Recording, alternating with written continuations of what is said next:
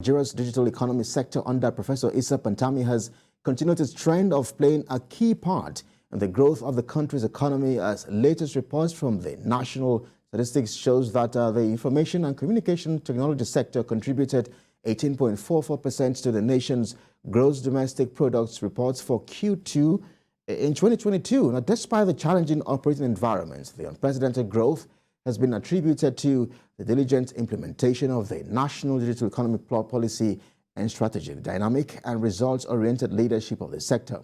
It will interest you to know that the GDP report has also shown how critical the ICT sector is to the growth of the country's digital economy and, by extension, the general economy. And to discuss more on this development and other critical issues of the Nigerian ICT space, I'm now being joined live virtually by Ido Akinde, who is a startup coach. Ido, thank you so much for agreeing to speak with us here on Business Nigeria. So, growth in the ICT sector, great news, you think? Thank you for having me.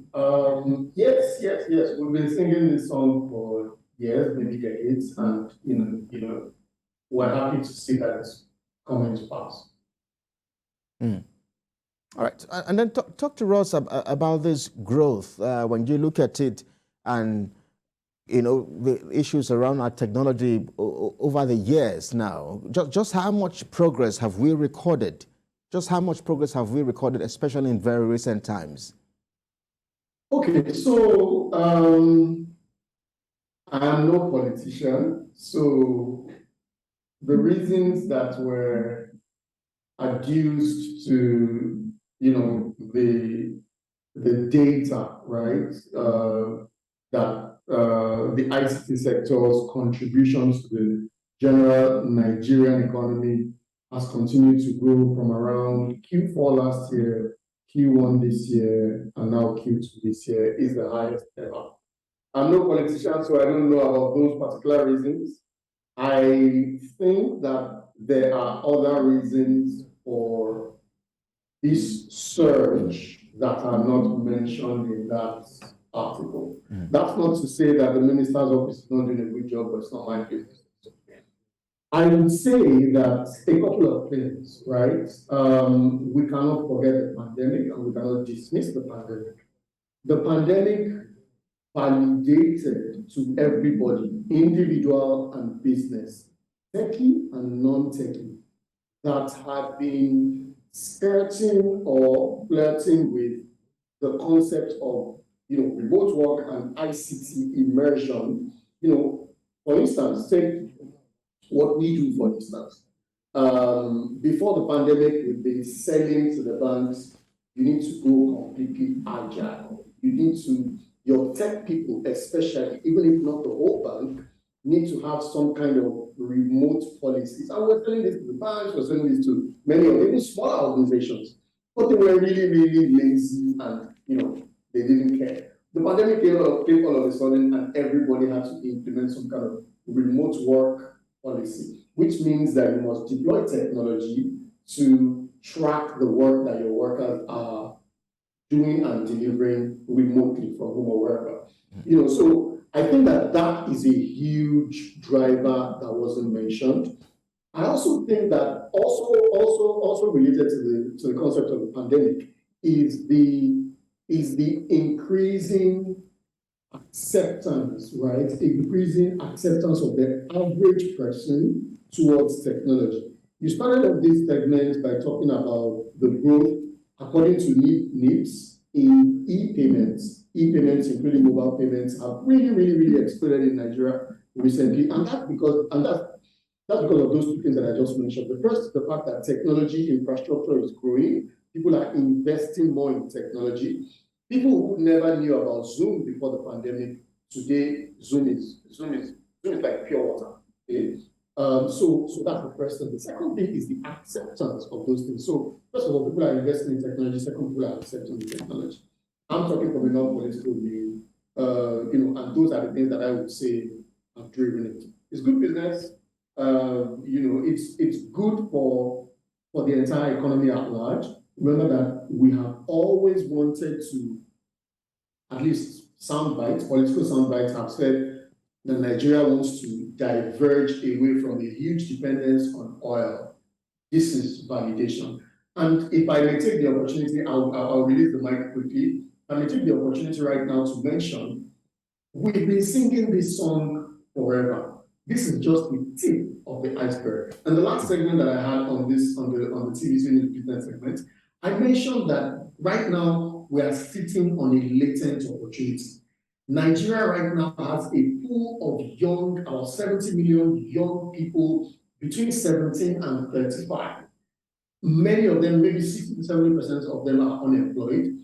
If we can equip them with skills, we can generate upwards of $100 billion in foreign remittances inward into the country every year. I just wanted to quickly drop that. So thank you very much. All right. I mean, let's stay with this growth and these achievements, of course, under the leadership of Professor Issa Pantami, who is the Minister of Information and Communications Technology.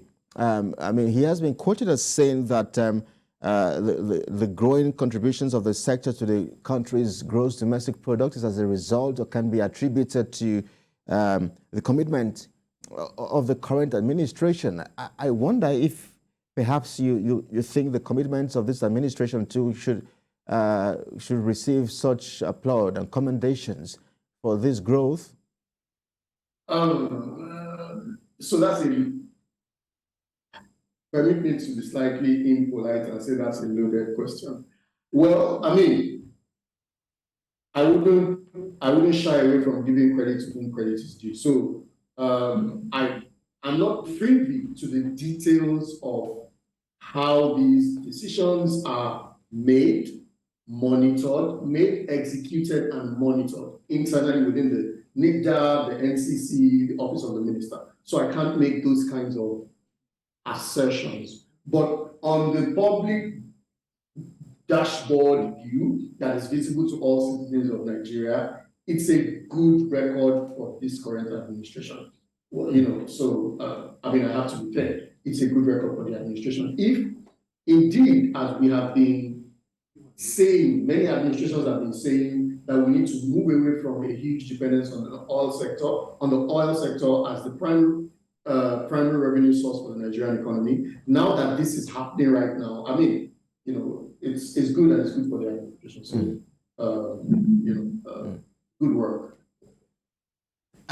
And just how critical indeed is the ICT sector? Just how critical is it to the growth of the country's economy? Because as you mentioned earlier, we haven't paid serious or severe attention to it over the years. It's always been oil, and agriculture, for instance.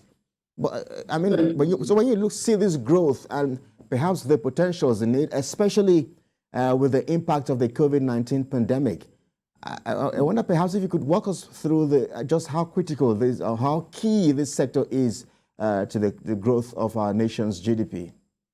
Okay, thank you so much. So I'll start by doing a quick contrast, right? You're a Nigerian, you live in Nigeria. For all the 200 million people who are residents in Nigeria right now, who are very familiar with Nigeria, let's just contrast our country. And I'm talking about the very highest level, high level, I'm talking about details. Let's contrast the human experience of living in Nigeria with the human experience of living anywhere, well, not just anywhere else, but in certain other places around the world. So say, for instance, I lived in Chicago, New York, London, Melbourne, Stockholm, anywhere around many of those developed countries. You see the integration of technology into their daily lives. There's cameras everywhere. There's transport systems that are largely electronically driven. There's flight control systems. There's health systems like PACERs and health administration systems, policing systems who have body cams and they have digital devices. Policemen have digital devices all over their bodies and in their cars and in their operations. If you compare where we are today with where the people have just described, the kinds of environments, social environments in the cities that I've just described, compare it to the social environment in Nigeria, you can, I'm sure you've gotten the answer to the question you asked already, because the distance between this experience is the potential. And whomever tries to close this gap or provides the technology infrastructure and technology services to help the Nigerian social environment become more tech integrated, technology integrated, will make a lot of money. Okay, so I mean that's kind of obvious because the gap is huge, therefore the potential is huge. So I'll start from there. However, let's be a little bit more specific. What do you need for technology integration? You need three things, and we've discussed this before, but let's just reiterate them again. What do you need for serious technology proliferation all over the place? And we are doing well, right? You know, we've done well in terms of progression and improvement. What do you need? You need three things. You need infrastructure, and you need three layers of infrastructure. The first layer of infrastructure that you need is talent infrastructure. Okay, you need human beings, then you need power, and you need internet infrastructure. Okay, I mean, power is obvious. What's the current total installed megawatts of power in Nigeria? Number one. What is the current average power uptime that is delivered to the average civilian? So take, for instance, I have an office. How much power is delivered to this office per day? So there's 24 hours per day. Does this office get 18 hours per day or 2 hours per day? What percentage of 24 is 2 hours? What percentage of 18 is 2 hours? So that's a metric to measure. So, you know, multiply that by 200 million Nigerians that are experiencing power from the grid. So that way you can get a sense for how much space there is to provide solutions. So that's power. Second is internet. So again, let's use a similar metric. What is the current consumer experience for internet? I mean, the internet that we experience today is far better than what we experienced 5 years ago, but it's nowhere near the kind of experience that I described in many of the cities that I mentioned around the world earlier. So there's also space there. Lastly, and the one that I always like to pay attention to, is the talent infrastructure. The reason why I feel very passionate about this is that we do not have to go and find this base. The base is there. It's like discovering all of a sudden that you have oil deposits, crude oil deposits. That's exactly where we are right now in terms of the talents that we have in this country. Now, if you notice, I'm sure if I asked you that the doctors, the medical doctors that were with you when you went to school, where are they today? You tell me that 90% of them have left the shores of this country. If I asked you another question and said, do you know any Nigerian that has emigrated out of Nigeria and has gotten a tech job anywhere around the world? How are they doing? You will say, oh my God, I know at least 20, 25, 50. Okay, I can't count how many people I know. Many of them, you know, my friends and colleagues. Now, where am I going with this? I'm saying the quality of talent in Nigeria becomes obvious when we migrate outwards. What does that tell you?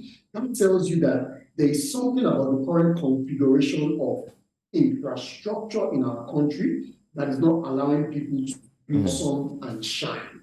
We are right now sitting on a gold mine. That gold mine is 70 million people between the ages of 17 and 35. The data is in the Nigerian Bureau of Statistics website. That's where I got it from. They are sitting idle. 70% of them are unemployed.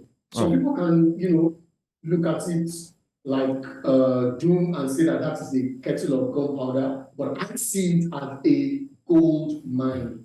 We can upskill this 70 million brackets and turn them into an army of forex earning workers. By contrast, and we have a use case to follow. India did this in 2019. India recorded 150 billion US dollars in foreign exchange in foreign exchange that came inwards to Indian IT professionals resident within India. Those people do not have visas to go abroad. They are residents in India. They did $150 billion. If we can convert this 70% of 70 million people that are idle into a vibrant workforce, we are sitting on a gold mine. And it will dwarf whatever we are doing right now or whatever we thought that oil was doing. That's my message, that's my preaching. Thank you for doing me around this. And perhaps if you also review the policies, especially the ban on Twitter some months ago, I wonder what you make of some of this kind of policies. There was also very recently in the news the plans to increase the charge on 5% on calls and data and SMS. Okay, I do not support those kind of policies. I've said it many times before. Even though I know that I am aware that there were some security concerns that led to the ban of the Twitter as a communication platform back then. We heard that some people were using it to promote terrorism and acts of violence against government. I do appreciate that. However, was a complete ban for that length of time an appropriate measure to address the concern? I disagree. Their view might be, I disagree. I think that there are other methods by which that problem could have been addressed. So that's specifically for the Twitter ban. More generically, for the attitude of the government, as opposed to for the attitude of the government when it comes to nurturing, and I use that word very strongly, nurturing a potential revenue source for a 200 million strong population. I don't think that this government has shown enough of that kind of attitude. Okay, so let's take again the Twitter ban. That was too drastic a measure for too long a time. Let's take again the proposed tariff on calls. That is totally unnecessary. Why is there no? Because I'm wondering why you're going to describe that as unnecessary, because that, of course, would have been a huge source of revenue for the country, as well as would have perhaps contributed as well to the growth of the ICT sector. Well, that will contribute to the growth of the ICT sector. That will rather force the telcos to transfer that cost to the consumers, which is a negative consumer experience. And once you have negative experiences on the side of the consumers, there should be a corresponding drop in patronage of those services. So, that's my projection. So I don't think that is a good idea. And then when you look at some of the global issues we are battling with at this time, let's take, for instance, inflation. I wonder perhaps how you think that can affect the ICT sector, for instance. And of course, when you also consider Nigeria's relationship with the likes of Asian powerhouse, China, for instance, I wonder what your assessments would be. Okay. I don't want to sound like a broken record. I don't want to sound like everything. I don't want to sound like the man with a hammer to whom everything looks like a nail. But talk about inflation. The inflation right now, is largely global, cannot be totally disconnected from the war in Europe, in Ukraine. However, if we cast our minds back to this proposed strategy of exploiting or leveraging our latent, dormant pool of talent for making Forex, one of the things that is most prevalent in the world right now is that the world is a technology-consumed world. Technology drives this 21st century world, and it will continue to drive it.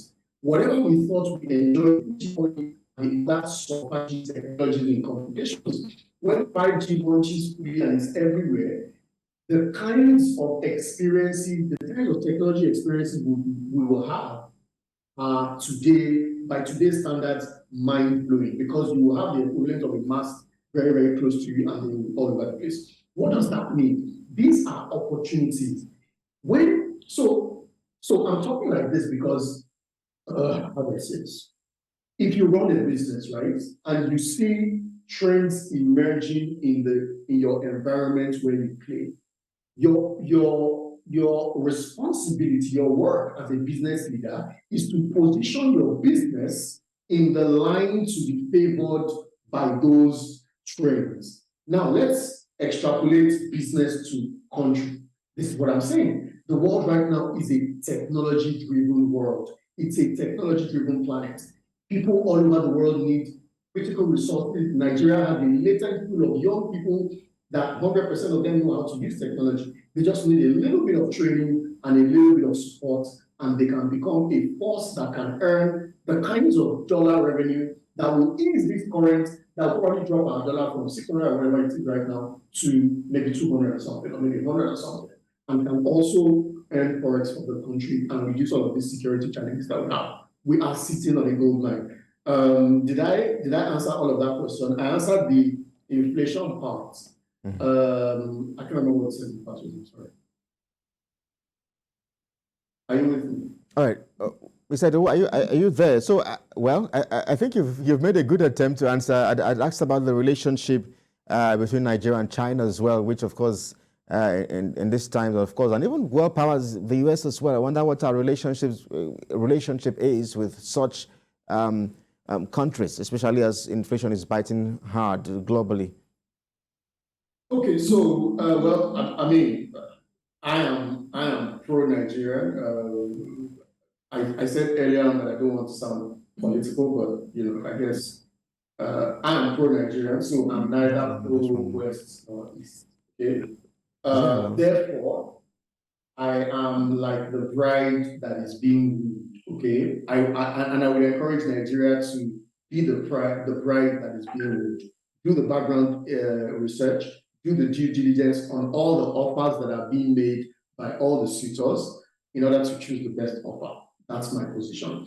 I don't necessarily think that there is any free lunch. I don't necessarily think that there is any world power, whether Western or Eastern, that is more interested in the welfare of Nigeria over their own personal welfare or their own national welfare. So I cannot be blamed for Nigeria. All right, so, well, Mr. Edo, we have to leave it at that now, but perhaps I could just round off with one more question. If you're there, perhaps I could just squeeze this in. I wonder what the lessons would be if Nigerians eventually get to embrace technology. What prospects are we looking at, especially for the second half of 2022? So the trends are looking very, very good. And if we continue on this trajectory, we may be hitting something around 20-point-something% or slightly above 20% of the GDP by the end of the year. That would be fantastic for many reasons. It would give all of us less high blood pressure, or it will reduce our blood pressure because we all know how we feel about the huge dependence of our nation's economy on a redundant, probably obsolete resource like oil, like crude oil. So we all would have that sense of relief. In addition to the sense of relief, I've mentioned this all together, we will earn hard dollars. Our dollar exchange rate will drop from the exorbitant price it is right now to something really, really, really low, because we will have locally resident Nigerians earning forex. Slightly tied to this is the concept of encouraging manufacturing, but I'm sure we don't have time for that. We'll talk about this, later on, kickstarting and encouraging manufacturing. But it's the same thing. The goal at the end of the day is to stimulate inward forex. ICT is a latent dormant opportunity, and we cannot sleep on this. Future generations will not forgive us if we don't do something about this. Thank you very much. Edo Akinde, Startup Coach, thank you indeed for your perspective on the program. We appreciate you. Thank you so much for having me today.